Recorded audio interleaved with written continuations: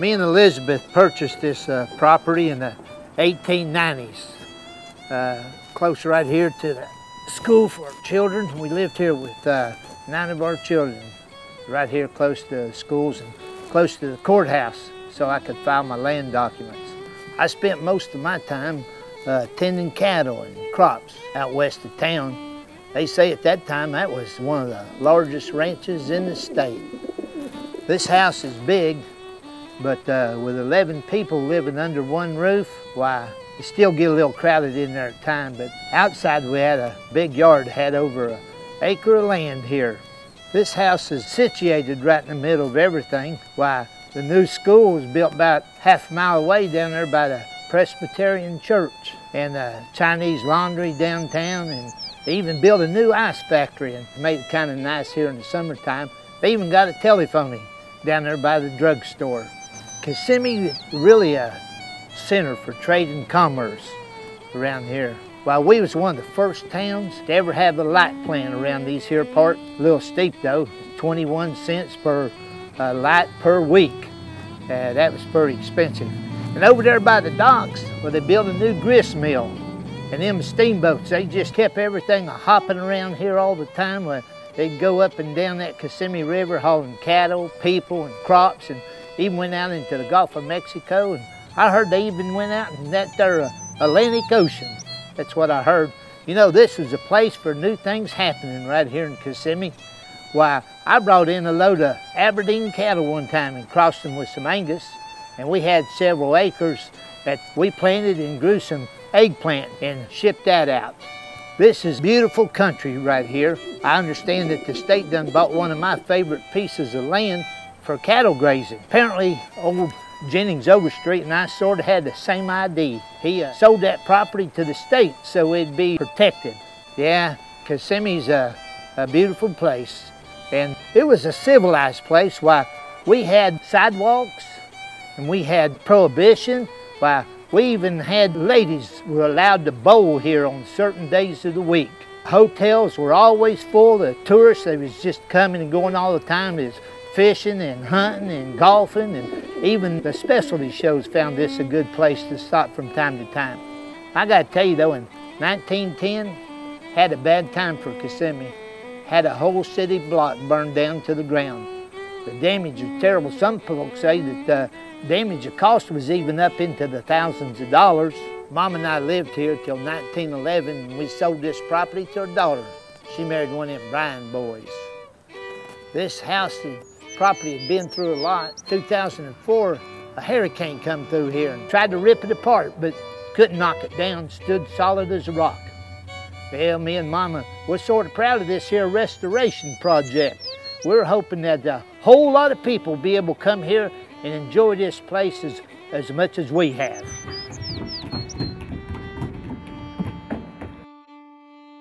Welcome to the Bryan Street House. Over the last century, this folk Victorian house, with wood molding, heart pine studs, has weathered many storms, including the 2004 hurricanes that almost destroyed it. To adaptively reuse the house for commercial purposes, the restoration had to begin from the ground up. First, by lifting the house to facilitate a new reinforced poured concrete foundation that enabled the workers to tie the house together, which is a building code requirement. The project team rose to the challenge of adding many modern features, including an elevator, fire sprinkler, alarm system, and yards of internet cabling. These are all tucked away, concealed by period architecture. The meticulous task of removing, assessing, and numbering the siding, porch brackets, and interior wall, door, window trims was a request of the owner to reuse as much of the original material as possible. The owner's philosophy of sustainable green practices aligns with the Secretary of Interior standards for the restoration of historic properties. Extensive structural stabilization was performed to the attic walls and roof structure, along with recreating sections of the roof line. This was for wind load and hurricane mitigation, complying with the new building codes. The metal roof was severely damaged in 2004.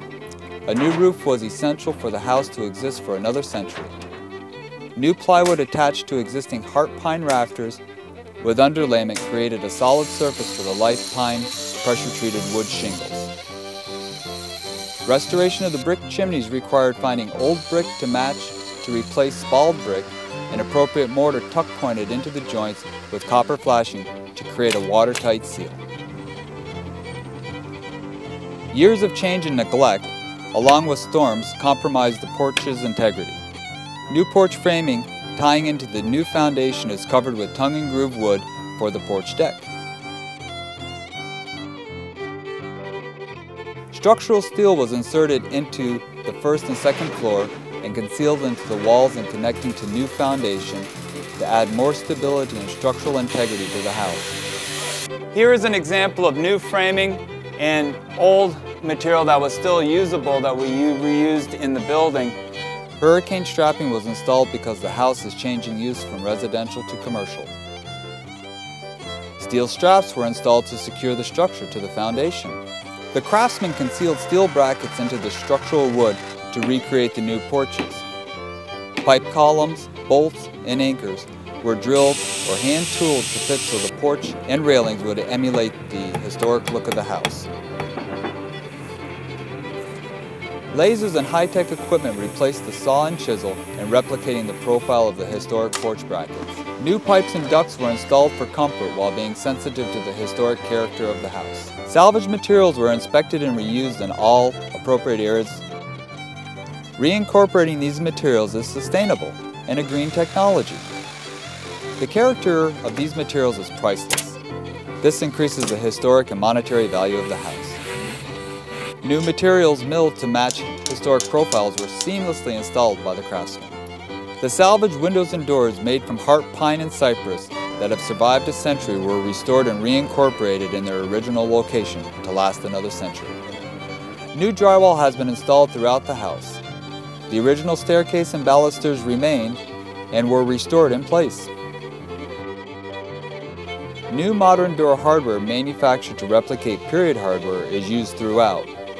Restrooms have modern energy-efficient toilets and faucets with accessible features complemented by new period tile. The original wood baseboard, door and window casing, rosettes, and plinth blocks were used on the first floor along with original heart pine flooring to bring the historic look to the museum area of the house. The second floor offices made use of original replications of the architectural elements that complemented the river-reclaimed pine used to replace the original wood floors. The original heart pine boards were carefully removed not to damage the tongue and groove, so there was enough to reuse exclusively on the first floor. Using power sanders, the dirt was removed to allow the original beauty to shine. The original craftsmen and restoration crew have created a jewel for the city of Kissimmee and Osceola County that will enrich the community for another century.